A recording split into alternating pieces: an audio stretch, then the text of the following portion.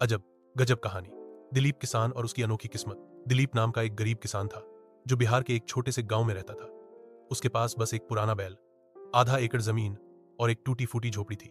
लेकिन दिलीप का दिल बहुत बड़ा था। वह मेहनती तो था ही, पर थोड़ा बहुत इधर उधर भी कर लेता था। मतलब कभी कभी गांव में लोगों की भैंसें चरा देता, तो कभी किसी की साइकिल ठीक कर देता, और बदले में उसे 2 मुट्ठी चावल या एक रोटी मिल जाती। एक दिन दिलीप अपनी जमीन में हल चला रहा था। तभी अचानक हल की नोक किसी चीज से टकराई। थक आवाज आई। अरे ये क्या है? दिलीप ने मिट्टी हटाई तो देखा, एक पुराना पीतल का घड़ा मिला। उसने सोचा कि इसमें खजाना होगा, लेकिन जब ढक्कन खोला तो उसमें से एक धुआं निकला और एक जिन्न प्रकट हो गया। जिन्न बोला, हे दिलीप, तूने मुझे 700 साल बाद आजाद किया है। अब मैं तुझे 3 वरदान दूंगा। दिलीप की आंखें चमक उठी, लेकिन वो भी दिलीप ही था। उसने वरदान मांगने से पहले कहा, पहले बता, खाने को कुछ मिलेगा क्या?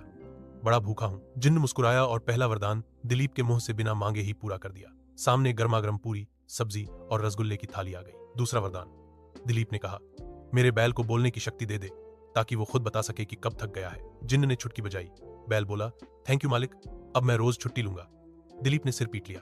तीसरा वरदान, दिलीप बोला, मुझे अमीर नहीं बनाना, लेकिन इतना कर दे कि मैं हर हफ्ते कुछ अजीब अजीब कर सकूं, जैसे उड़ने वाली साइकिल, गाय के ऊपर एसी या मोबाइल से हल चलाना। जिन्न ने कहा, तू तो बहुत ही अजब गजब आदमी निकला।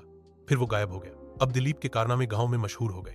एक बार उसने खेत में डीजे लगाकर हल चलाया, दूसरी बार टमाटर के पौधों से इंटरनेट चलाया। लोग कहते हैं गांव में दिलीप नहीं, एक चलती फिरती अजूबा है। और दिलीप, वो आज भी पूरी खाकर, बैल से गप्पे मारकर और कोई ना कोई नई चीज इजाद करके खुद को छोटा वैज्ञानिक कहता है।